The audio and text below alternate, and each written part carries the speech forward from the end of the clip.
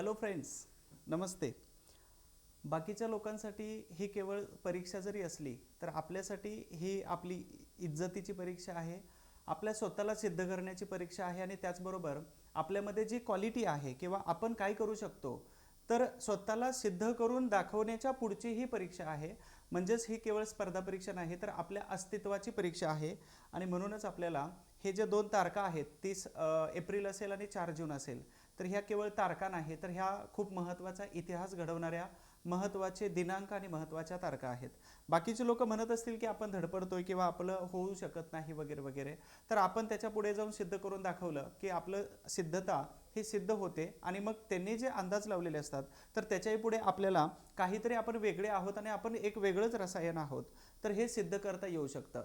बघा, master class असो, master stroke असो किंवा अनेक खूप साऱ्या ज्या काही महत्त्वाच्या आहे, तर त्याच्यापेक्षा अतिमहत्त्वाचा शब्द मला फक्त वाटत होता की अतिसंभाव्य प्रश्न. आणि म्हणून मी साधा आणि सिंपल जसा आहे तशाच पद्धतीनं 30 एप्रिलसाठी अतिसंभाव्य प्रश्नांची सिरीज ही मी मार्चमध्ये सांगितलं होतं सुरू करतोय. आणि तुम्ही तुमच्या सगळ्यांच्या हितासाठी, तुमच्या सगळ्यांना मदत व्हावी या उद्देशाने आपण अतिसंभाव्य प्रश्न आणतोय. तुम्हा सगळ्यांचं IMP फॅक्ट ह्या मी नवीन एक ट्रेंड सुरू केला होता, नवीन एक व्हिडिओचा प्रकार सुरू केला होता आणि त्यामध्ये काही IMP फॅक्ट घेत होतो. आणि त्या IMP फॅक्टमध्ये जे व्हिडिओज बनवले होते प्रकार 5 झाले, आपले त्याचे पार्ट 5 झाले. आणि त्या पाचही पार्टला तुम्ही जर बघितले नसतील तर अवश्य ते पाचीच्या पाची व्हिडिओची मी लिंक इथे दिलेली आहे, त्या लिंकवरून तुम्ही नंतर बघू शकता. परंतु गंमत अशी आहे की त्यामध्ये खूप साऱ्या नवीन गोष्टी मी ॲड केल्या होत्या ज्या तुम्हाला माहीत नव्हत्या. आणि त्यातून हे सांगितलं होतं की आयोगाकडून परीक्षेला त्यातूनही खूप सारे प्रश्न विचारले जाऊ शकतात. त्याच्यामुळेच मी तुम्हाला ह्या IMP फॅक्टरचे लेक्चर मुद्दाम सजेस्ट करेल की ते नक्की बघा, परीक्षेमध्ये 100% फायदा होणार आहे. दुसरी महत्त्वाची गोष्ट ही आहे की हे अतिसंभाव्य सिरीज जे आहेत गट ब आणि गट क एकत्रित केलेल्या परीक्षेसाठी आहे. तुम्ही इथून पुढे कधीही बघू शकता, इथून पुढचे पाठीमागचे लेक्चर कधीही बघू शकता.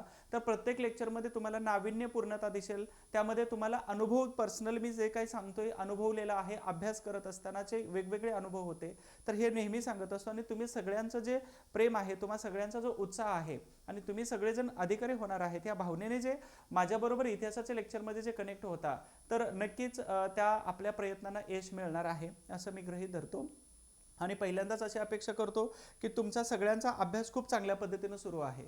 तुमची तब्येत आणि अभ्यास ह्या दोन्ही गोष्टी सांभाळून तुम्ही व्यवस्थित या मार्गावरती मार्गक्रमण करत आहात.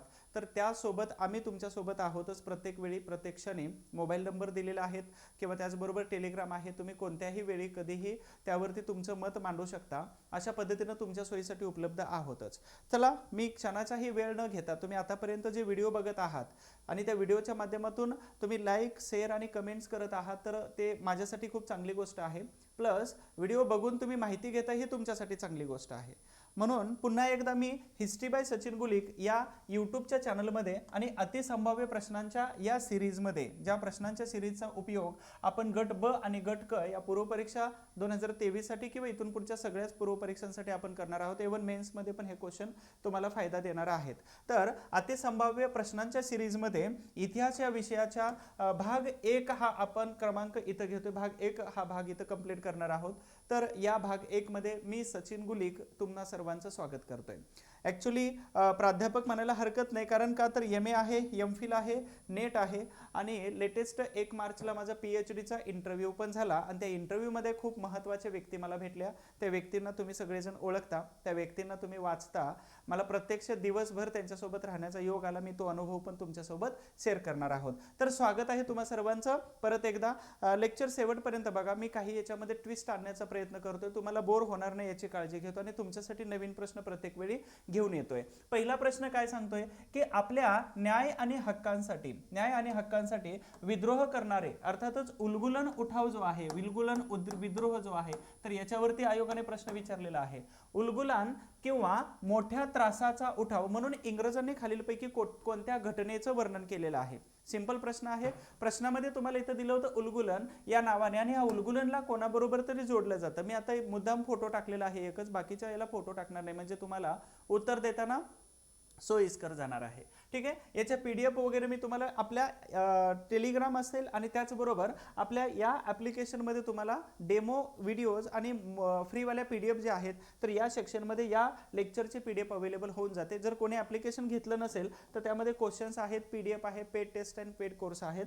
तर PDF फ्री आहेत, ते तुम्ही डाउनलोड करून प्रिंट करून वाचा. मोबाईलमध्ये वाचू नका, प्रिंट करून वाचा. तर उलगुलन किंवा मोठ्या त्रासाचा उठाव या टायटलने प्रश्न अजून आलेला नाही. तर इंग्रजांनी कोणत्या घटनेचे वर्णन केलेले आहे असं सांगितलेलं आहे. तर आपल्याला माहिती आहे 1859 ते 1860 नीळ विद्रोह झाला होता, निळीचा सत्याग्रह झाला होता. याला तर नाही म्हटलं जाते. 1921 मध्ये केरळ या ठिकाणी हिंदू विरुद्ध मुस्लिम, ॲक्च्युली मुस्लिम विरुद्ध इंग्रज असा होता, परंतु या मुस्लिम विरुद्ध हिंदू असं त्याला स्वरूप आलं होतं आणि 1921 मध्ये हा मोपला विद्रोह केरळमध्ये झालेला होता. त्यानंतर 1857चा उठाव जो आहे तर त्याला स्वातंत्र्य समर म्हटलं जातं, ना की मोठ्या त्रासाचा किंवा उलगुलन. म्हणजेच अर्थात 1899 मध्ये 1899 ते 1900 बिरसा मुंडा यांच्या नेतृत्वाखाली आपण छोटा नागपूर पठार हे भाग माहिती आहे किंवा झारखंड माहित असेल किंवा त्यावेळचा बांगलादेश असेल, बंगाल असेल, तर या मोठ्या प्रदेशामध्ये म्हणजेच आदिवासी प्रदेशामध्ये आपल्यावर होणाऱ्या अन्याय अत्याचाराच्या विरोधामध्ये बिरसा मुंडा यांनी विद्रोह केलेला होता. 1899-1900 दरम्यान त्यांना पकडलं आणि 1899 मध्ये आणि साधारणतः त्यांना बरीच वर्ष तुरुंगामध्ये ठेवलं. त्यांच्या मृत्यूबद्दल खूप मोठं रहस्य आणि खूप मोठं गूढ आहे. म्हणजेच आदिवासींच्या विकासासाठी आणि त्यांच्यावर होणारे म्हणजे जमिनीचे कायदे एवढे घातक असायचे की आदिवासींचे मूळ अधिकार काढून घेतले जायचे आणि मूळ जमीनधारक असणारे किंवा तिथले मालक असणारे आदिवासी यांना खूप लांब केलं जात होतं. म्हणजे त्याच्यासाठी एक RR नावाचा मूवी आलेला होता. त्या मूवीला तर आता खूप सारे अवॉर्ड मिळतात हे तुम्हाला माहित असेल. म्हणून अल्लुरी सीताराम राजू यांच्यावरती मी प्रश्न गेल्या वर्षी टाकला होता आणि अतिसंभाव्यमध्ये टाकला आणि यावर्षी पूर्व परीक्षेला तो प्रश्न विचारला होता, मुख्य परीक्षेला विचारला. तर भविष्यात यावरती सुद्धा एखादा प्रश्न विचारला जाऊ शकतो. तर बिरसा मुंडा यांच्या नेतृत्वामध्ये जो उठाव झाला होता त्या उठावाला उलगुलन किंवा मोठ्या त्रासाचा उठाव असं ब्रिटिश सरकारने त्याचं वर्णन केलेलं होतं. प्रश्न येऊ शकतो. बघा, लक्षात ठेवा की आपली ही परीक्षा आहे आणि या परीक्षेमध्ये तुमची मॅच्युरिटी लेवल एक वेगळ्या पद्धतीची डेव्हलप झाली पाहिजे. म्हणजे मला कधी कधी असं जाणवतं की ॲप्लिकेशनमध्ये मी नोटिफिकेशन दिलेलं असतं आणि कधी कधी ते आपण वाचत नाही. मी व्हॉट्सअपवरती तुम्हाला सगळ्यांना अलर्ट करत असतो, MPSCचं नोटिफिकेशन आलं किंवा काही असेल मेसेज थोडेफार तर मेसेज करत असतो. ते मेसेज न वाचताच त्याच्यामध्ये जर दिले असेल की फॉर्म सुटले आणि फॉर्म संपले तरी पण खाली मला मेसेज येतो की सर लास्ट डेट काय आहे. म्हणजे सांगायचा उद्देश हा आहे की फक्त पुस्तकी किडे होऊ नका.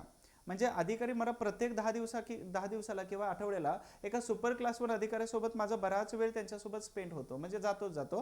हे गौरवाची गोष्ट नाही किंवा माझ्यासाठी मोठेपण नाही सांगत आहे मी, पण त्यांच्यासोबत ते वेळ घालवल्यानंतर काही गोष्टी लक्षात येतात की खूप महत्त्वाची गोष्ट कोणती असते माहिती आहे का, की तुम्ही कमी वाचलं तरी चालेल पण तुमची मॅच्युरिटी मात्र तेवढी डेव्हलप करा.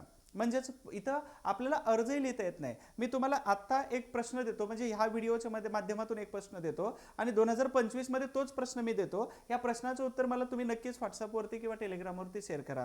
तुम्ही लिहू शकता किती, म्हणजे 1.5 वर्ष अगोदर सांगितलं होतं डिस्क्रिप्टिव्हचं, तरी पण आपण आंदोलन करत होतो. तो भाग वेगळा आहे, पण आपली एक मॅच्युरिटी लेवल डेव्हलप झाली पाहिजे की वाचलं पाहिजे व्यवस्थित. त्याचबरोबर आपण जागं राहिलं पाहिजे. डोळे म्हणजे उघडा डोळे आणि बघा नीट असं जे कोणाचं तर टायटल आहे तशाच पद्धतीनं आपली MPSC मध्ये मॅच्युरिटी लेवल एक वेगळ्या पद्धतीची डेव्हलप झाली पाहिजे. म्हणजे अनमॅच्युअर लोकांचं काम आहे का इथं आहे, परंतु मग क्लेरिकल काम मध्ये आपण ठीक आहे, इट्स ओके आहे, फिट बसतो. परंतु अधिकारी व्हायचंय आपल्याला, नाही की तिथं जाऊन कोणत्या तरी प्रकारचं टेबलवर करायचंय. तर अधिकारी व्हायचंय तर आपली एक वेगळ्या प्रकारची मॅच्युरिटी डेव्हलप व्हायला पाहिजे आणि ती झालीच पाहिजे. नंबर 2चा प्रश्न काय सांगतोय की ब्रिटिशांच्या अधीन असलेली भारतीय कायदेशीर व्यवस्था. मग न्यायिक व्यवस्थेवरती प्रश्न डेव्हलप टाकलेला मी इथं. कायदेशीर न्यायिक व्यवस्था जी आहे तर कायदेशीर व्यवस्था कायद्याच्या आधी समानतेच्या संकल्पनेवर आधारित होती. आता त्या संकल्पनेनं काय झालं होतं तर 3 ऑप्शन दिले होते. न्याय अधिक महाग झाला, त्यानंतर ब्रिटिश पूर्व काळाच्या तुलनेमध्ये न्याय व्यवस्थित मिळत होता, वेगवान, भ्रष्टाचार मुक्त न्याय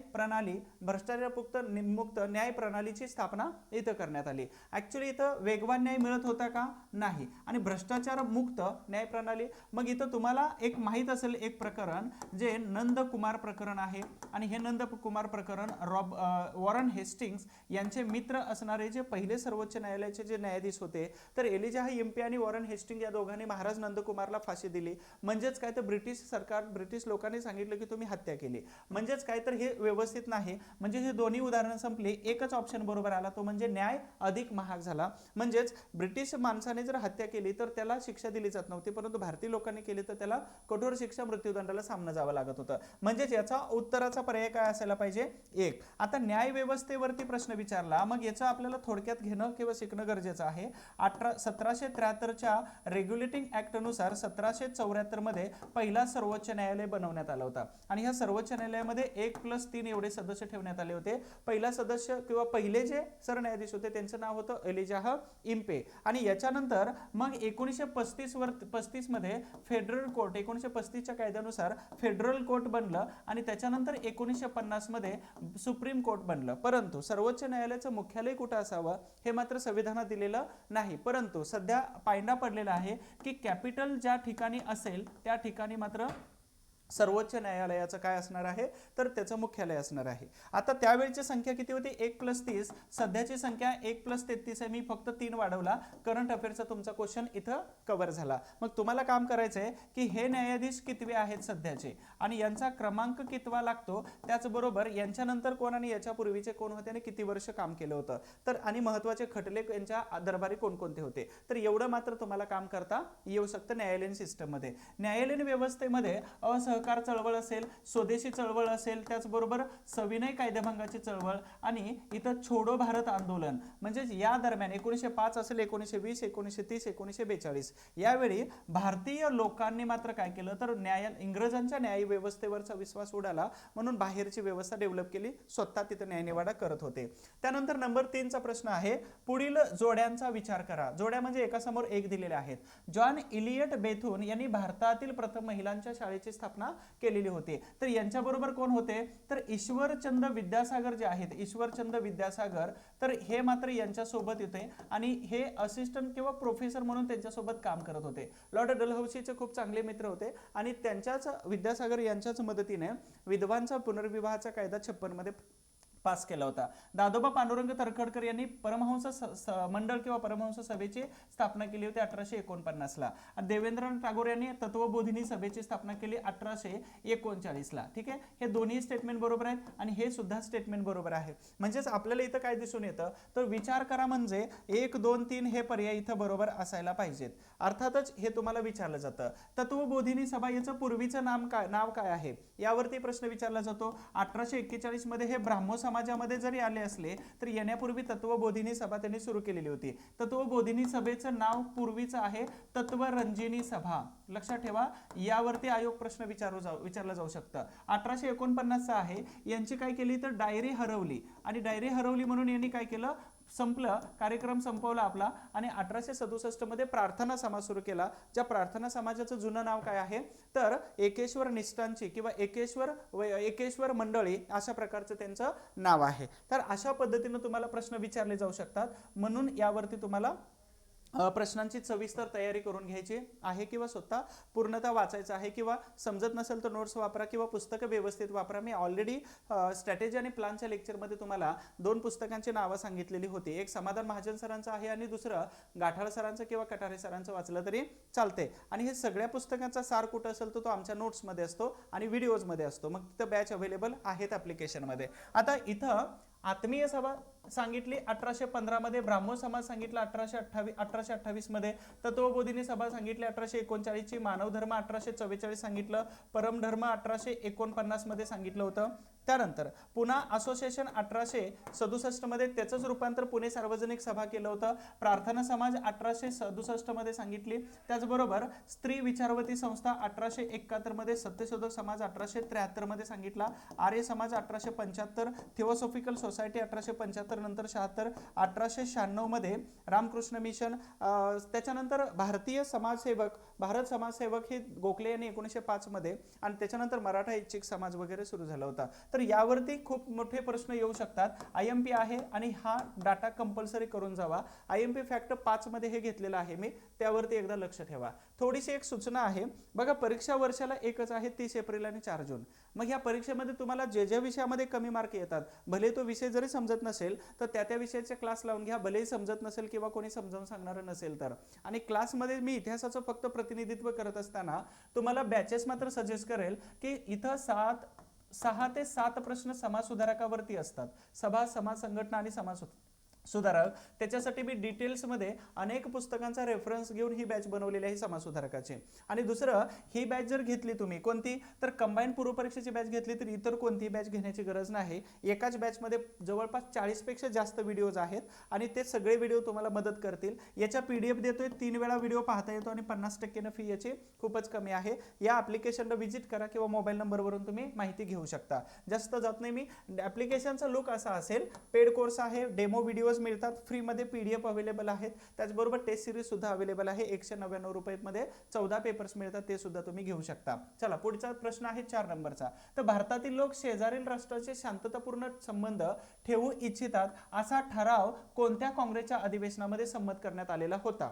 तर सर्वात जास्त अधिवेशनं कुठे झालेली होती, तर त्यापैकी सर्वात महत्त्वाचं मुंबई आहे, त्यानंतर कलकत्ता शहर येतं आणि तिसरं शहर आहे कोणतं, मद्रास. ठीक आहे, या तिन्ही शहरामध्ये सर्वात जास्त अधिवेशनं झाली. कोणती झाली याची एक लिस्ट तुम्हाला बनवायची आहे. मी भारतीय राष्ट्रीय काँग्रेसचं लेक्चर YouTube वरती घेतलेलं आहे आणि या लेक्चरच्या निमित्ताने इथं मी लिंक शेअर करतोय, ते लेक्चर तुम्ही नंतर बघू शकता. भारतीय राष्ट्रीय काँग्रेस डिसेंबर महिन्यामध्ये लेक्चर घेतलेलं आहे, त्याची लिंक देतो. त्यानंतर नागपूरचं अधिवेशन आहे हंगामी, लखनौ अधिवेशन आहे ते 1916चं. आता काँग्रेसचं शेजारील राष्ट्राचे संबंध, तर इथं 1938चं 1939चं अधिवेशन येतं. या अधिवेशनामध्ये म्हणजे इथं 2 अधिवेशनं झालेली होती, एक त्रिपुरीचं अधिवेशन आणि दुसरं हरिपुरा. त्या दोन्ही अधिवेशनाचे अध्यक्ष कोण होते, तर सुभाषचंद्र बोस हे अध्यक्ष होते. या अधिवेशनामध्ये गंमत अशी झाली होती की नाराज झाली होती महात्मा गांधीची, म्हणजे सुभाषचंद्र बोस यांना अध्यक्ष केलं म्हणून इथं अधिवेशनामध्ये नाराज झाले. ऍक्च्युली दुसऱ्या अधिवेशनाला 1939च्या सुभाषचंद्र बोस स्ट्रेचरवरून आलेले होते. पहिल्या अधिवेशनाच्या वेळी मात्र जंगी स्वागत केलं, परंतु पट्टाभी सीतारामय्या यांचा पराभव केल्यामुळं गांधीजी म्हटले त्यांचा पराभव म्हणजे माझा पराभव, आणि म्हणून या अधिवेशनाला सुभाषचंद्र बोस यांनी टोटल विरोध केला आणि काँग्रेसने विरोध केला म्हणून त्यांनी राजीनामा देऊन फॉरवर्ड ब्लॉक नावाचा पक्ष स्थापन केलेला होता. तर या उत्तर आहे कोणतं अधिवेशन, तर हरिपुरा नावाचं अधिवेशन आहे. सुभाषचंद्र बोस यांनी राजीनामा दिला आणि म्हणूनच काय झालं, तर डॉक्टर राजेंद्र प्रसाद यांना हंगामी अध्यक्ष बनवण्यात आलं होतं. तर भारतीय राष्ट्रीय काँग्रेसच्या अधिवेशनाचा जो व्हिडिओ आहे तो मी दिलेला आहे, तो एकदा टोटल बघा, म्हणून मी यावरती जास्त विश्लेषण करत नाही. दुसरं ऑनलाईन आहे, 14 पेपर मिळतात 199 रुपीजमध्ये आणि 199 रुपयामध्ये तुम्ही हे खरेदी करू शकता. प्रश्न मात्र तिथं सोडवता येऊ शकतील. विश्लेषण आणि बाकीचे जे गोष्टी आहेत तर ते तुम्हाला तिथे मिळून जाते. ठीक आहे, त्यानंतर पुढचा प्रश्न आहे 5 नंबरचा. भारतीय स्वातंत्र्य चळवळीमध्ये उषा मेहता या कशासाठी प्रसिद्ध होत्या? उषा मेहता कशासाठी, तुम्हाला सगळ्यांच्या लगेच पटकन उत्तर आलं असेल, कमेंट बॉक्स मध्ये तुम्ही देत असाल. व्हिडिओ लेक्चर शेवटपर्यंत बघा, नवीन प्रश्न आणि नवीन डाटा या लेक्चरच्या माध्यमातून तुमच्यापर्यंत मिळतोय. याच्यामध्ये अजून चांगल्या पद्धतीचे, हे चांगलेच आहेत परंतु याच्यामध्ये अजून चांगल्या पद्धतीचे प्रश्न हे 25 एप्रिल पर्यंत तुमच्यापर्यंत येणार आहेत. मग प्रत्येक आठवड्याचे 2 व्हिडिओ जर पकडले तर खूप सारे व्हिडिओज येतात आणि व्हिडिओच्या माध्यमातून खूप सारा सराव होतो. तुम्ही फक्त त्यालाच बघा. अजून एक आहे, मला निदर्शनास आलं की तुम्ही लोक हा व्हिडिओ नंतर बघू म्हणून सोडून देताय. संत कबीर काय म्हणायचे, कल करे सो आज कर, आज करे सो अभी कर. म्हणजे तो व्हिडिओ जेव्हा लाईव्ह असतो किंवा लाईव्ह झाल्यानंतर काही मिनिटांमध्ये तो व्हिडिओ तुम्ही बघून घ्या. नसेल तर अनेक व्हिडिओचं बर्डन येतं आणि अनेक सब्जेक्टचं बर्डन आलं की तुम्ही काहीच करू शकत नाही, निगेटिव्ह मध्ये जाता. म्हणून निगेटिव्हचं प्रमाण जास्त वाढतं आपल्यामध्ये. सो असं करा की ज्यावेळी जे ठरवलेलं आहे, ज्यावेळी येतं तर त्यावेळी तेच काम करून घ्यायचं. नसेल तर टाळाटाळ केली म्हणजे माणसाचे खूप मोठे शत्रू होते. मी आज सकाळी तुम्हाला एक मेसेज पाठवला होता की शत्रू कोणकोणते आहेत, म्हणजे आळस हा त्यातला सर्वात मोठा शत्रू असू शकतो. चला, 5 नंबरचा प्रश्न, उषा मेहता. तर पंडित जवाहरलाल नेहरू यांच्या मार्गदर्शनाखाली हंगामी सरकारमध्ये त्या होत्या. हंगामी सरकार 1946 मध्ये बनलेलं होतं परंतु यांचा संबंध नव्हता. आझाद हिंद फौजेच्या तुकडीचे नेतृत्व करत होते परंतु इथं स्वामीनाथन होत्या, ह्या मात्र इथं नव्हत्या. ठीक आहे, त्यानंतर चले जाव चळवळी दरम्यान भूमिगत रेडिओ म्हटलं की आपल्याला इथं आलंच पाहिजे. आता भूमिगत रेडिओ 1942 मध्ये हे अरबी समुद्र, अरेबियन सी मध्ये हे बऱ्याच अंतरावरती जात असताना ह्या चालवत होत्या. परंतु यांना झवेरी असेल, चंद्रकांत वगैरे हे सगळे झवेरी वगैरे ह्या बंधूंनी खूप सारी मदत केली होती. त्याचबरोबर पुण्यामध्ये पण एक रेडिओ 1942 मध्ये सुरू केला होता, परंतु काही दिवसामध्ये तो बंद पडला होता. आणि इथून 1942च्या रेडिओमधून 42च्या छोडो भारत आंदोलनासाठी ते काय करत होत्या, तर हा प्रसार आणि प्रचार करत होत्या. म्हणजेच इथं आंदोलन आहे तिथं आंदोलकांना इन्स्ट्रक्शन देणे किंवा त्यांची अपडेट देण्याचं काम या उषा मेहता आणि त्यांच्यासोबत अनेक लोक काम करत होते. ठीक आहे. त्याच्यानंतर दुसऱ्या गोलमेज परिषदेमध्ये तर या नव्हत्या, तर दुसऱ्या गोलमेज परिषदेमध्ये कोण गेलेल्या होत्या, तर इथं सरोजिनी नायडू गेलेले होत्या. त्याच्यामुळे यांचा संबंध येणार नाही. तर उत्तर काय येतं, चले जाव चळवळीमध्ये रेडिओ हे चालवत होते. ठीक आहे. त्यानंतर पुढे प्रश्न आहे, पुणे या ठिकाणी अखिल भारतीय अस्पृश्यता निवारण संघाची स्थापना कोणी केली.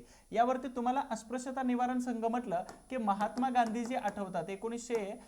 1932 मध्ये त्यांनी अस्पृश्यता निवारण अखिल भारतीय अस्पृश्यता वगैरे सुरू केलं. त्याच्यानंतर त्याचं नामकरण काय केलं होतं, हरिजन सेवक संघ असं केलेलं होतं 1933 मध्ये, आणि त्याचं नेतृत्व मदन मोहन मालवीय यांच्याकडे दिलं होतं. परंतु इथं 1918 मध्ये हरिजन सेवक अखिल भारतीय अस्पृश्यता निवारण संघाची स्थापना पुण्यामध्ये कोणी केली असेल, तर शाहू महाराज तर पुण्यामध्ये येत होते, परंतु याच्यासाठी नाही आले. डॉक्टर आंबेडकर हे करणारच नाहीत. महात्मा फुले तर यांनी अगोदर केलेलंच नव्हतं. म्हणून याचं उत्तर जे येतं तर हे वीरा शिंदे अर्थातच महर्षी किंवा कर्मवीर वीरा विठ्ठल रामजी शिंदे येतं.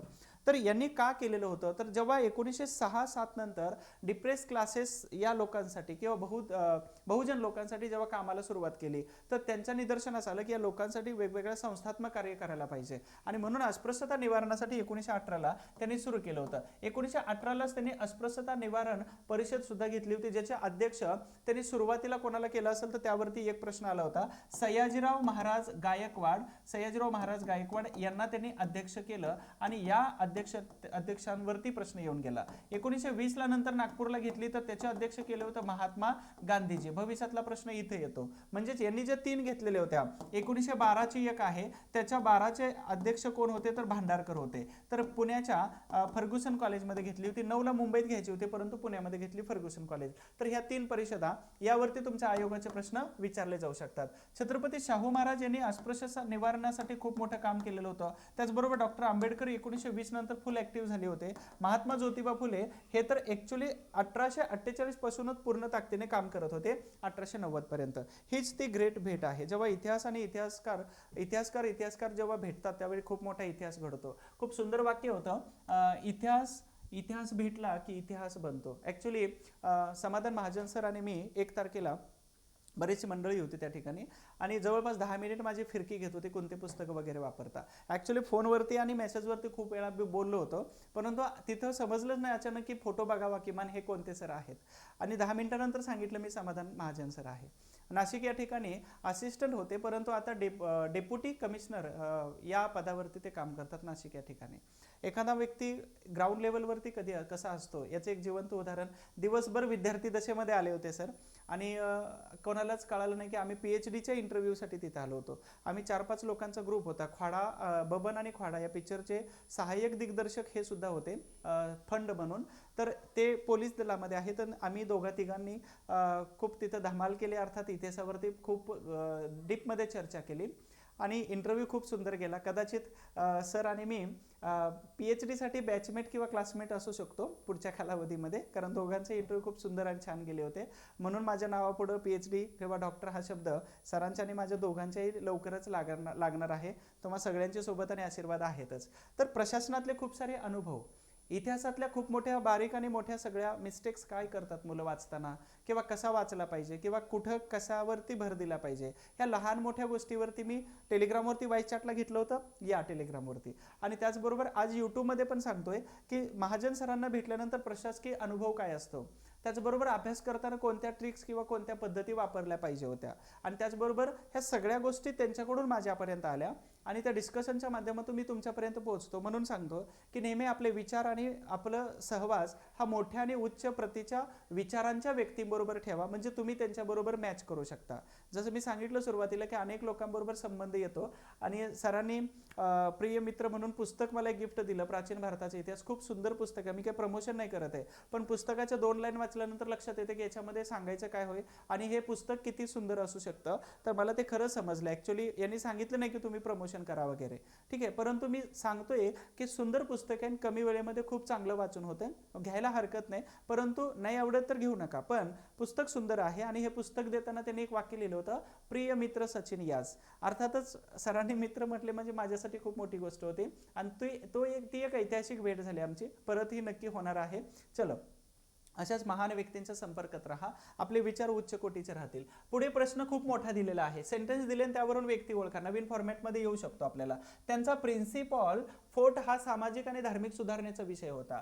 त्यांनी सामाजिक दुष्परिणामांचे निवारण करण्यासाठी कायद्यांचा अवलंब केला. लक्षात ठेवा, असे तुम्हाला शब्द शोधायचे जेव्हा पेननी तुम्ही टिकमार्क करू शकता. आणि बालविवाह, पुरुष व्यवस्थेच्या निर्मूलनासाठी अधिक परिश्रम घेतले होते. सामाजिक समस्यावरील राष्ट्रीय स्तरावरील चर्चेस त्यांनी प्रोत्साहन केले. हे करण्यासाठी त्यांनी भारतीय राष्ट्रीय सामाजिक परिषदेचं, इथंच तुमच्या प्रश्नाचं उत्तर मिळालेलं असेल, सामाजिक परिषदेचं म्हणजे 1887 ची सामाजिक परिषद, ठीक आहे, 1887 ची सामाजिक परिषदेचं उद्घाटन केलं, ज्यात भारतीय राष्ट्रीय काँग्रेस समवेत बऱ्याच वर्षांपासून आयोजन केले. आणि कोर्टात दर्शवलेले अशी व्यक्ती, खाली पर्यायामध्ये दर्शवलेली व्यक्ती कोणती आहे. तर ह्या सामाजिक परिषदेवरून तुम्हाला सगळ्यांना त्याचं उत्तर मिळालं असेल की महादेव गोविंद रानडे. महात्मा ज्योतिबा फुले यांचे समकालीन जरी असले तरी ज्योतिबा फुले यांना रावसाहेब सुधारकांचे ढोंग करू नका असं सांगायचे. स्वतःचा बहिणीचा पुनर्विवाह यांनी करून दिलेला नव्हता, स्वतःचा पुनर्विवाह करून घेतला होता 1873 मध्ये. अर्थातच यांच्याबरोबर घडलेले एक प्रकरण पंचहौद मिशन प्रकरण खूप सुंदर होतं. त्याचबरोबर हे न्यायिक व्यवस्थेमध्ये असल्यामुळे न्याय व्यवस्था, आणि त्याचबरोबर 1877च्या दुष्काळावरती यांनी टीकात्मक केलं. म्हणून महात्मा ज्योतिबा फुले यांनी इशारा नावाच्या पुस्तकातून दम भरला होता की रावसाहेब हे चुकीचं आहे. यांचं मत होतं की दुष्काळ हा मानव निर्मित आहे, आणि म्हणूनच महात्मा ज्योतिबा फुले यांनी यांच्यावरती टीका केलेली होती. तर हे रानडे आहेत. सामाजिक परिषद ही कुठपर्यंत भरलेली होती, लांबपर्यंत, 1895 पर्यंत ही सोबत होती. 1895 ला टिळकांनी दम दिला, साठे आणि टिळकांनी. जर मनपात घेतली पुण्याच्या काँग्रेसच्या अधिवेशनामध्ये तर मनपाला आग लावली जाईल, म्हणून फर्ग्युसन कॉलेजमध्ये घेतलेली होती. तर 1901 मध्ये मृत्यू झाल्यानंतर यांच्या पत्नी जरा जास्त सामाजिकरित्या दृष्टिकोनातून ऍक्टिव्ह झाल्या होत्या, रमाबाई रानडे या, ठीक आहे. एकेश्वर निष्ठांची कैफियत हा ग्रंथ लिहिला होता. हे ऍक्च्युली प्रार्थना समाजाबरोबर कनेक्ट होते. एकेश्वर निष्ठाची कैफियत आणि त्याचं पूर्ण उद्दिष्ट त्यांनी त्या माध्यमातून स्पष्ट केलेले होते. दुसरे दादाभाई नौरोजी यांना भारतीय राजकारणाचे पितामह म्हटलं जातं. त्याचबरोबर गोपाळकृष्ण गोखले मवाळवादाचे जनक किंवा मवाळवादाचे सर्वात महत्त्वाचे व्यक्ती म्हटलं जातं. 1915 पर्यंत मवाळवाद होता, आणि यांची भाषणं जे 12 आहेत, कधी 1902 नंतर 1912-11 पर्यंत सगळी भाषणं तुफान गाजलेली होती. शिक्षणाच्या बाबतीमध्ये खूप मोठं काम केलेलं होतं. आणि त्याचबरोबर मोर्ले मिंटो सुधारणा कायद्यामध्ये यांनी मसुदा तयार केलेला होता. त्यानंतर विल्यम वेडरबर्न वेल्बी कमिशन मध्ये हेच केले होते. विल्यम वेडरबर्न हे मुंबईच्या 1889च्या अधिवेशनाचे अध्यक्ष होते. त्याच अधिवेशनामध्ये गोखले आणि रानडे यांनी एंट्री केली होती. भारतीय राष्ट्रीय काँग्रेसमध्ये इंग्रज कोण कोण होते असं जर म्हटलं तर तिथं हे व्यक्ती येतात, विल्यम वेडरबर्न. नंतर 8 नंबरचा प्रश्न आहे, ब्रिटिश सरकार भारताला टप्प्याटप्प्याने स्वशासनाचे अधिकार आणि जबाबदारी राज्य पद्धती देईल असं 1917 साली खालीलपैकी कोणी घोषित केलं. 1917 दिलेला आहे, त्याच्यामुळे इथले तुमचे 3 ऑप्शन डिलीट करायचे आहेत. 3 ऑप्शन कसे की हा 17ला असू शकत नाही. सायन्स काय सांगते, दिवसाला 6 लिटर 5 लिटर पाणी पिलं पाहिजे, हो ना. मला एका एडीसीने झापलं होतं. एडीसी म्हणजे additional commissioner of GST, Rakesh Sehgal सरांनी. आणि तेव्हापासून मग दिवसाचे 6 बॉटल संपवतो. तुम्ही सगळ्यांनी पण ठरवायचं की 6 बॉटल संपल्याच पाहिजे. माझा काही सायन्स विषय नाही, कोण शिकवतं चांगलं त्यांच्याकडे जावं तुम्ही. चलो, तर ब्रिटिश सरकार भारताला टप्प्याटप्प्याने स्वशासन देणार आहे, हे वाक्य खूप प्रसिद्ध होतं आणि त्याच्यासाठीच त्या माणसाला ओळखलं जात होतं. मोर्ले मिंटो हे 1905च्या वेळी पण होते. त्याचबरोबर 1909च्या मॉन्टेग्यू मोर्ले मिंटो सुधारणा कायद्यामध्ये होते. म्हणजेच हे साधारणतः 1905 पासून 1910 पर्यंत यांना कन्सिडर करू आपण. त्याचा सेम कालावधी मिंटोचा होता. मिंटो पहिलं कधी आलं होतं, इथं आहे, बरोबर आहे, 1807 पासून 1813 पर्यंत पहिला मिंटो होता. हा मिंटो दुसरा आहे आणि याचा कालावधी हा कर्झनचा राजीनामा 1905 पासून 1910-11 पर्यंत हे मिंटो होता. अर्थातच हा मिंटो दुसरा, म्हणजेच इथं 17 आलं, हे संपला. चेम्सफर्ड कधी येतात तो, तर 1919 साली चेम्सफर्ड प्रसिद्ध होते. परंतु ह्या चेम्सफर्ड हा कोण होता, भारताचा व्हाईसरॉय, त्याला अधिकारच नव्हता. मग इथं येणार कोण, एकमेव व्यक्ती येणार, मॉन्टेग्यू. 1917ला काय गंमत होती की 1914 ते 1918 पर्यंत पहिलं जागतिक महायुद्ध सुरू होतं. इंग्लंडची बाजू थोडीशी कमकुवत होत चालली, म्हणून भारतातून सैनिक आणि अनेक प्रकारची मदत त्यांना पाहिजे होती. आणि म्हणून भारतीय लोकांना खुश करण्यासाठी 1917 साली त्यांनी एक स्टेटमेंट केलं की आम्ही तुम्हाला स्वशासनाचे अधिकार आणि त्याचबरोबर जबाबदारीची राज्यपद्धती टप्प्याटप्प्याने देऊ. त्याच्यावरती अनेक लोकांनी टीका करताना सांगितलं हा फक्त काय करतोय तर आपल्याला जप्पी देतोय, म्हणजे हा फक्त काय करतोय तर आनंदाची बातमी देतोय, प्रत्यक्षात कृती काहीही करत नाही. अर्थातच ब्राह्मणेतर चळवळ जी आहे तर यानंतरच सुरू झालेली आपल्याला दिसून येते 1917 नंतर. तर हाच मॉन्टेग्यू आहे. यांनी काय केलं 20 ऑगस्ट 1917ला 20 ऑगस्ट 1917ला त्यानं मॉन्टेग्यूची घोषणा केलेली होती किंवा एक ऑफर दिली होती. त्याला मॉन्टेग्यूची ऑफर या नावाने ओळखलं जातं. ते 1917 आहे. या दोघांनी काय केलं तर जालियनवाला बाग हत्याकांड असेल, त्याचबरोबर रौलेट कायदा असेल, तर हे सगळे कांड करण्यात हे दोघ जण माहीर होते, सर्वात पुढे होते.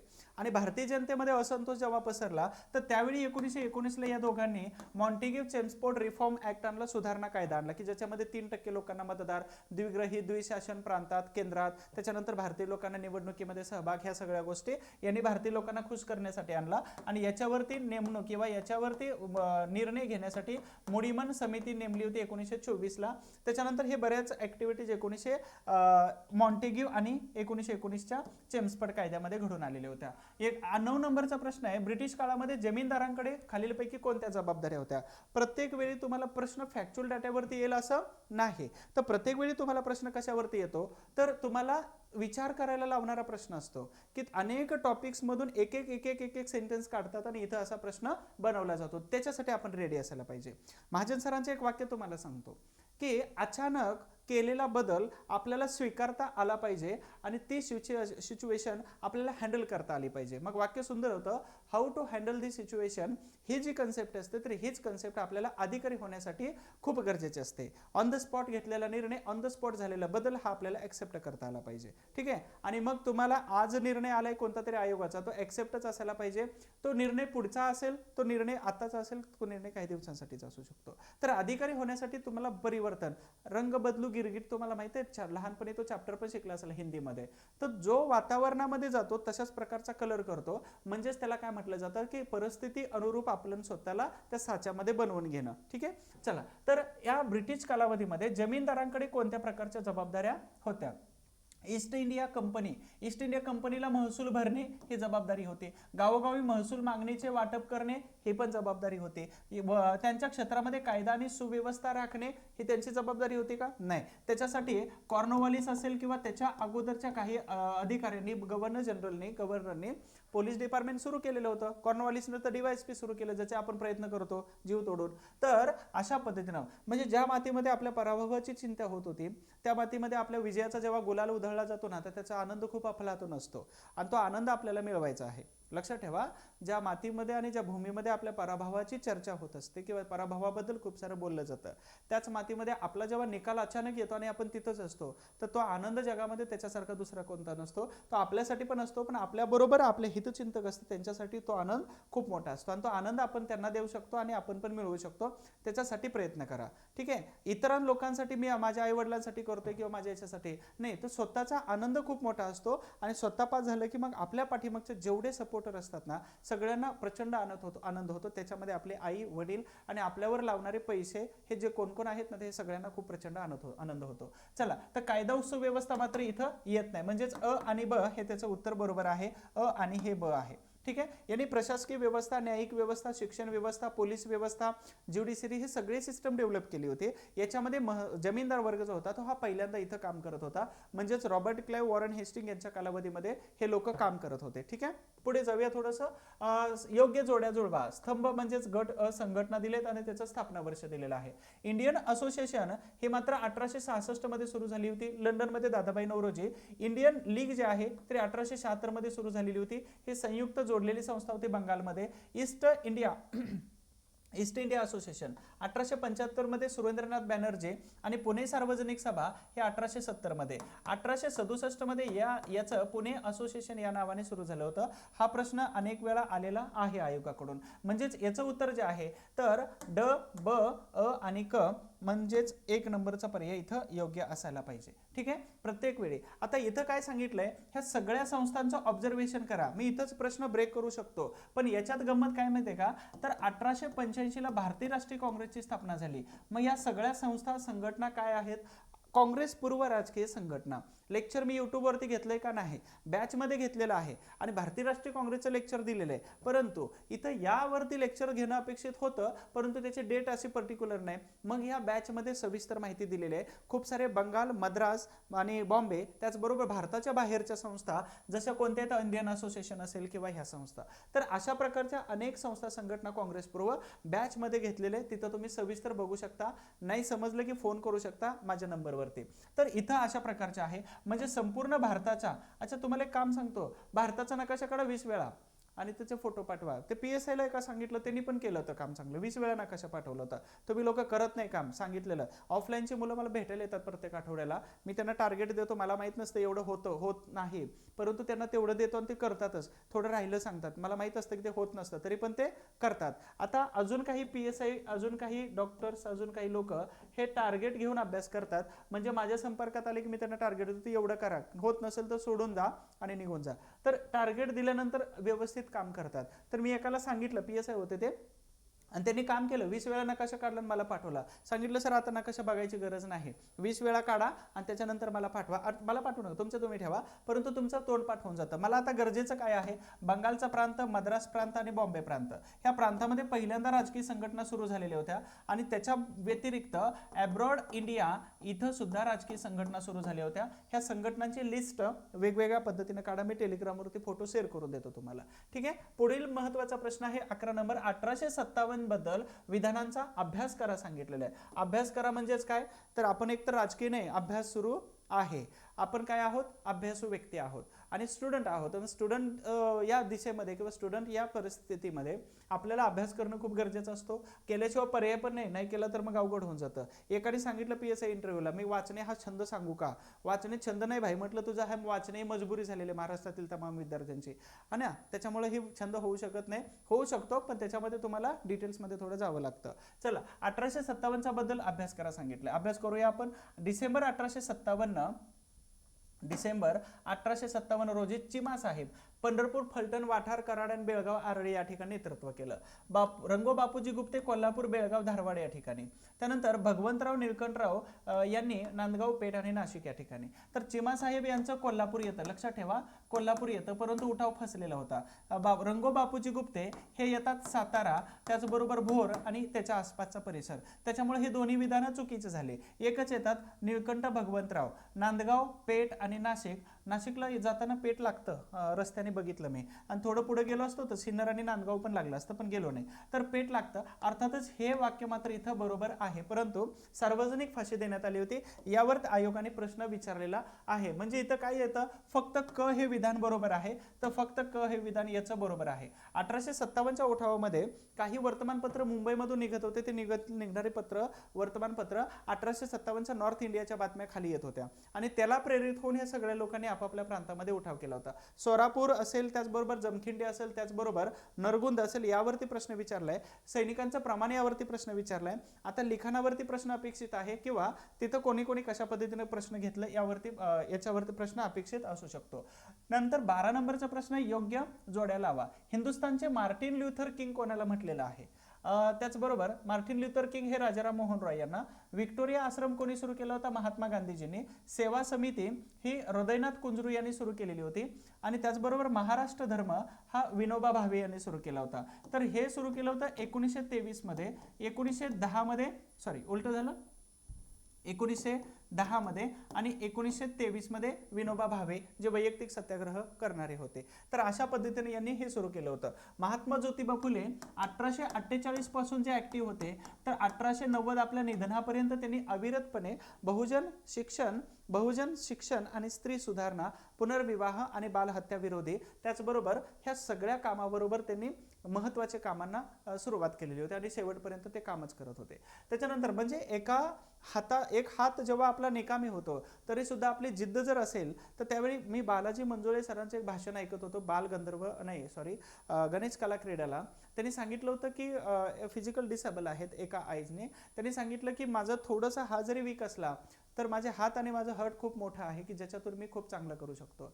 राज्यशास्त्र हा विषय UPSCला घेतला, ऑप्शनलमध्ये लिहिला आणि त्यांना जे मार्क्स आहे त्या मार्क्स अजून कोणीही रेकॉर्ड तोडले नाही, एवढे जास्त मार्क्स आहेत त्यांना.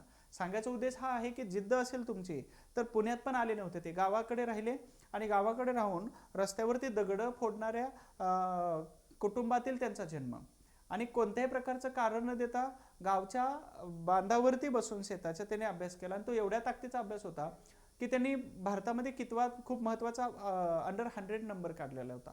म्हणजे सांगायचा उद्देश आहे की आपण कारणं सांगत जातो, आपल्याला खूप सारी कारणं लागलेली आहेत, कारणांचा रोग लागलेला असतो, तर ॲक्च्युली नाही लागला पाहिजे. कारण का तर प्रत्येक परिस्थितीवरती काहीतरी उपाय असतो. आणि मी तुम्हाला लास्ट टाइम सांगितलं की मी तुमच्यासमोर एवढ्या ताकदीनं शिकवतो, तुम्हाला मोटिवेट करतो किंवा हे सांगतो कसं मला माहीत नाही, चांगलं शिकवतो की वाईट शिकवतो हे मला माहीत नाही, त्याचा फायदा तुम्हाला किती होतो माहीत नाही, परंतु करून घ्या असं मला वाटतं. आणि चांगला शिकवतो की नाही मला माहीत नाही, परंतु तुम्ही सांगाल की मी चांगलं शिकवतो की नाही. परंतु या स्टेजला जे आहे तर पाठीमागचं सांगतो, मग प्रत्येकजण कुठंतरी कोऑर्डिनेटरचं काम करत होता, पेपर टाकण्यापासून सिक्युरिटीचं. मी पुणे कॅम्पमध्ये एका हॉटेलमध्ये काम करत असताना सिक्युरिटीचं, दिल्लीला जाण्याच्या अगोदर PSI सोडून दिलं होतं त्यावेळी. आणि तिथं नाईट राऊंडला एक मॅडम आल्या होत्या, त्या PI होत्या. त्यांनी माझ्याकडे के सागरचं पुस्तक बघितलं, स्टडी सर्कलचं पुस्तक बघितलं आणि सांगितलं काय करतो तर MPSC करतोय.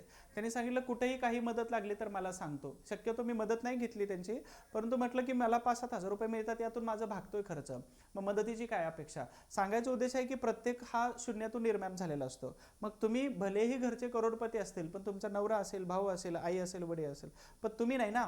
आणि तुमचं अस्तित्व निर्माण करण्यासाठी तुम्ही संघर्ष केला पाहिजे. म्हणूनच डॉक्टर आंबेडकर सांगतात की माझं जीवन हा माझा संघर्ष आहे. म्हणजेच अर्थातच शाहू महाराज काय सांगतात की माझं कार्य करत असताना जो मला फेस करावे लागणारे प्रॉब्लेम्स आहे तर तो माझा संघर्ष आहे. आणि शिवाजी महाराज सांगतात काय तर आपल्या जनतेवरचा रयतेवरचा अन्याय दूर करत असताना मला जे समस्या येतात तर तो माझा संघर्ष आहे.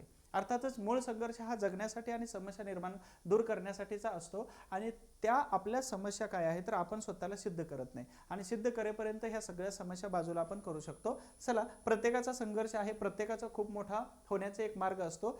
मोठं होण्यापर्यंत टिकून राहिलं पाहिजे, तग धरला पाहिजे. समाधान महाजन सर हे सांगत होते की तुम्ही सतत आणि कन्सिस्टन्सी ठेवली पाहिजे तुमच्या अभ्यासामध्ये, तरच सक्सेसफुल होता येतं, सक्सेस पर्सन बनता येतं. चला, तर हे सगळं सांगितलं. अर्थातच Martin Luther king Raja Rammohan Roy यांना केलेलं होतं. 1815 मध्ये त्यांनी आत्मीय सभा, 1828 मध्ये त्यांनी ब्राह्मो समाज आणि 1833 मध्ये त्यांचा मृत्यू झाला. कुठं तर ब्रिस्टॉल नावाच्या शहरामध्ये, लंडन या ठिकाणी. त्यानंतर हृदयनाथ कुंजरो हे तुम्हाला माहित असतील की धार कमिशन असेल किंवा अनेक भाषिक प्रांत किंवा अनेक महत्त्वाच्या समितीमध्ये हे होते. विनोबा भावे हे महात्मा गांधीजी यांच्या विचाराने प्रेरित झालेले होते. महात्मा ज्योतिबा फुले अस्पृश्य शिक्षण, स्त्रियांचा उद्धार आणि विधवा आणि त्याचबरोबर बालविवाह या सगळ्यांच्या विरोधामध्ये होते. बालहत्या प्रतिबंध ग्रह सुद्धा, महाराष्ट्र धर्म सेवा समिती वगैरे. म्हणजेच याचा ऑप्शन जो येतो तो नंबर 1 येतो, 2, 1, 3 आणि 4. तर ह्या 2, 1, 3, 4 अशा प्रकारचं उत्तरही असू शकतं.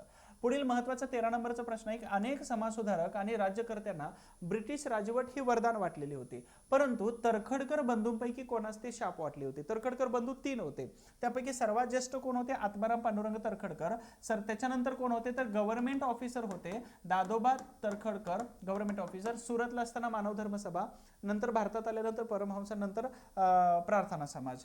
तर हे जे होते तर ग्रँड मेडिकल कॉलेजमधून पहिल्यांदा डॉक्टरची डिग्री मिळवणारे भाऊदाजी लाड यांचे क्लासमेट होते. भास्कर पांडुरंग तर्खडकर यांचा संबंध जास्त माहित नाही, परंतु प्रार्थना समाजासोबत होते आणि ह्या दोघंच्या दोघं ब्रिटिश सरकारला वरदान वाटत होते, परंतु यांना मात्र ही शाप वाटत होती. म्हणजेच इथं भास्कर पांडुरंग तर्खडकर जे आहेत तर यांना ही शाप वाटत होती, म्हणून याचं उत्तर आपल्याला हे असायला पाहिजे.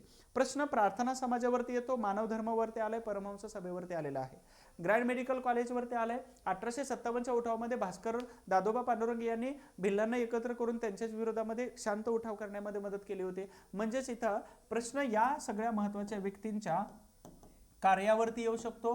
ते कार्य राजकीय असू शकतं, ते कार्य शासकीय असू शकतं, ते कार्य सामाजिक असू शकतं. यावरती तुमचा प्रश्न बनतोच. इथं सांगितल्याप्रमाणे महत्त्वाचं आहे की प्रार्थना, मानव धर्म आणि परमहंस यावरती कंपल्सरी प्रश्न येतो. IMP आहे. प्रश्न आल्यानंतर हेच स्क्रीनशॉट काढून मला नंतर पाठवायचं तुम्ही. ठीक आहे. पुढील महत्त्वाचा 14 नंबरचा सेकंड लास्ट क्वेश्चन आहे. कोणी मद्रास महाजन सभेची स्थापना केलेली होती? आता मद्रास महाजन सभेची स्थापनेसाठी मी काय केलं इथं समजावून सांगत नाही, कारण का तर काँग्रेस पूर्वीच्या राजकीय संघटना, त्याच्यापैकी मी मद्रास महाजन सभा जी आहे तर MV राघवाचार्य, P आनंदाचार्य आणि G सुब्रमण्यम अय्यर, तर खाली दिलेल्या कोड मधून, कोड म्हणजेच काय ऑप्शन्स मधून, तर 3 नाही, अर्थात हे तिघचे तिघ होते, म्हणजेच उत्तर काय येणार आहे तर इथं 1 2 आणि 3 हे उत्तर अपेक्षित आहे. म्हणजेच हे मद्रास महाजन सभा जे आहे तर मगाशी मी मॅप काढल्याप्रमाणे इथं बॉम्बे बंगाल आलं, इथं मद्रास आलं आणि त्याचबरोबर बॉम्बे प्रांत.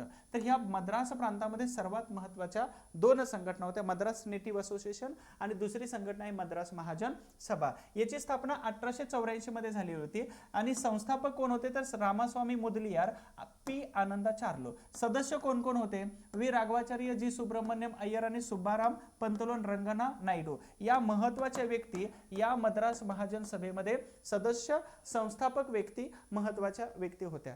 V राघवाचार्य होते आणि त्याचबरोबर सुब्रमण्यम अय्यर होते. कायदे मंडळाचा विस्तार आणि प्रातिनिधिक स्वरूप यासारख्या मागण्या या मद्रास सभेने मिळवलेल्या होत्या. ऍक्च्युली याला खूप जास्त लोकांनी सपोर्ट केलेला नव्हता, परंतु लवकरच याचं अस्तित्व समाप्त झालेलं होतं. कारण का तर लोकांचा सपोर्ट नाही आणि यांनी भरीव कामगिरी करायला मात्र हे थोडेसे कमी पडलेले दिसून येतात.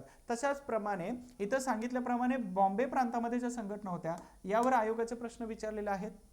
बंगाल प्रांतामध्ये कोणत्या संघटना, यावरती सुद्धा 1836 पासून लँड होल्डर्स असोसिएशन पासून पुढे 1875-76 पर्यंत आणि 85 पर्यंत संघटना स्थापन केल्या. इथपर्यंत तुम्हाला सगळे प्रश्न विचारले जाऊ शकतात, तर ही महत्त्वाचे आहे. आणि सर्वात शेवटचा प्रश्न आहे प्रके अत्रे. प्रत्येकाला कोणती तरी पदवी देण्यामध्ये खूप प्रसिद्ध व्यक्ती होते. डॉक्टर आंबेडकरांपासून शाहू महाराजांपर्यंत, वीरा शिंदे यांच्यापासून कर्मवीर भाऊराव पाटील आणि महात्मा गांधीजींपासून इथं लक्ष्मीबाई टिळक यांच्यापर्यंत सगळ्यांना यांनी महत्त्वाच्या पदव्या दिलेल्या होत्या. नारायण साहित्य लक्ष्मी असं बिरुदावली किंवा पदवी खालीलपैकी कोणाला दिली होती तर साहित्य लक्ष्मी ही पदवी, त्यांचा कालावधी खूप जुना आहे, यांचा कालावधी खूप जुना आहे, परंतु यांनी काय केलं साहित्य लक्ष्मी ही पदवी लक्ष्मीबाई टिळक यांना दिली होती. यांचा विवाह 15व्या वर्षामध्ये महाराष्ट्रात, अजून पण महाराष्ट्रातच नाही तर भारतातल्या अनेक ठिकाणी बालविवाहाचं प्रमाण खूपच मोठ्या प्रमाणात वाढलेलं आहे. बालविवाह म्हणजे आता जरी वय 21 केलं असलं तरी पण 17-18 वर्षापर्यंत विवाह केले जातात. ही भारतातील सर्वात मोठी समस्या आहे की स्वतःच्या पायावरती त्या मुलीला उभं राहण्याच्या ऐवजी तिला एक जबाबदारी आणि तिला एक ओझं समजलं जातं आणि मग तिच्या आई आणि वडील विवाह लावून देतात. परंतु माझं एक आव्हान असं असेल की स्वतःच्या पायावरती उभे राहा. स्वतः एवढी प्रचंड ताकद असते की मुली कुठेच कमी नाहीत आजकाल. म्हणजे प्रत्येक रिझल्टमध्ये आपण सगळेजण पाहतोय की प्रत्येक ठिकाणी त्यांचा डंका आहे आणि प्रत्येक ठिकाणी ते टॉपर्स आहेत. आणि सहानुभूती आणि ह्या सगळ्या गोष्टी त्यांच्यामध्ये ॲज कम्पेअर टू मेन्स, मी एक मेन्सच आहे परंतु त्यापेक्षाही मला असं वाटतं की ॲज कम्पेअर टू मेन्स त्यांच्यामध्ये खूप जास्त आहे सहनशक्ती किंवा ही काम करण्याची ताकद, आणि म्हणूनच त्यांचा रिझल्ट असेल किंवा बाकीच्या गोष्टीमध्ये अव्वल त्या राहतात. चला, तर इथं 15व्या वर्षी विवाह झाला होता कोणाबरोबर?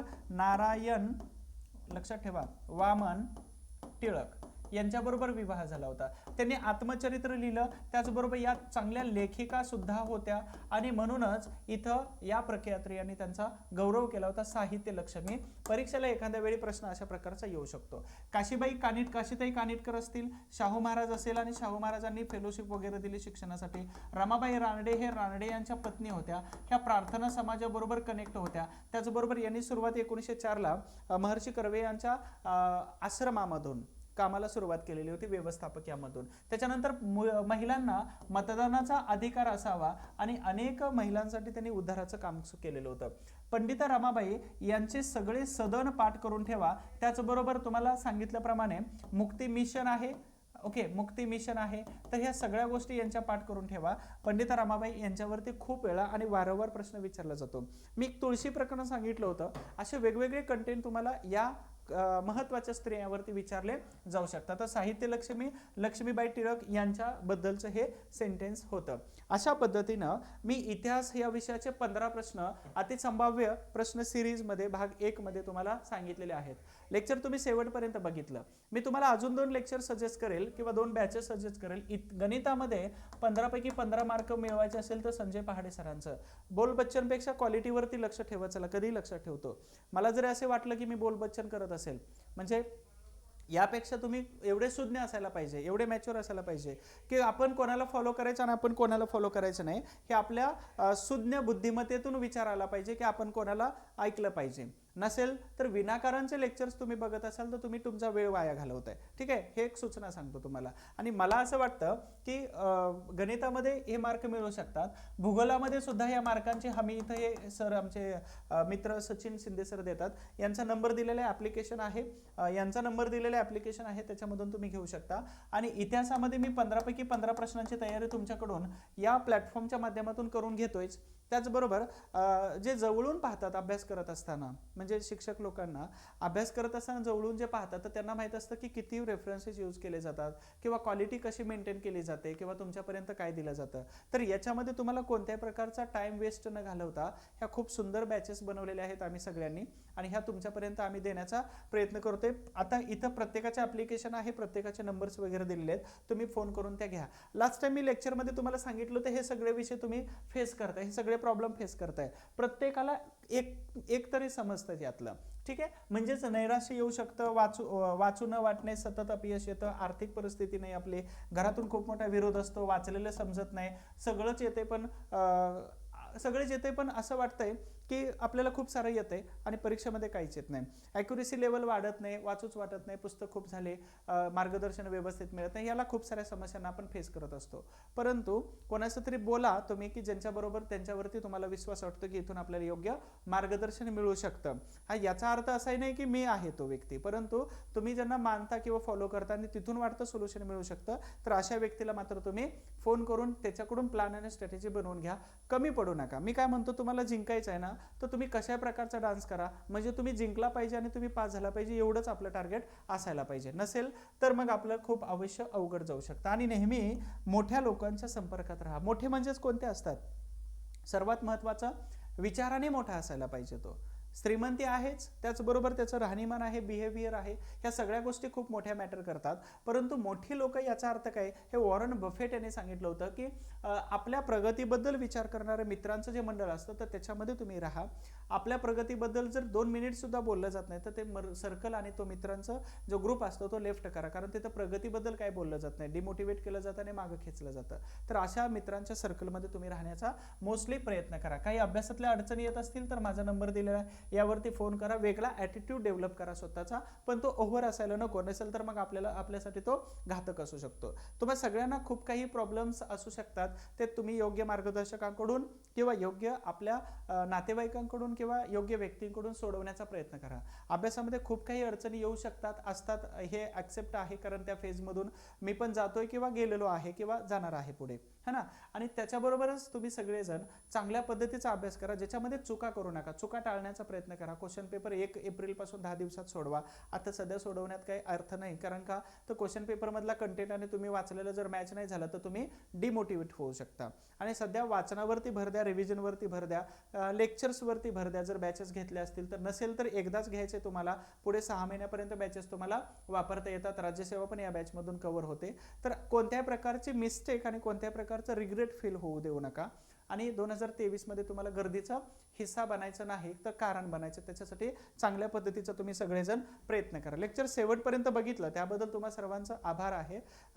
लाईक आणि शेअर कमेंट करायला विसरू नका जर आवडलं असेल तर.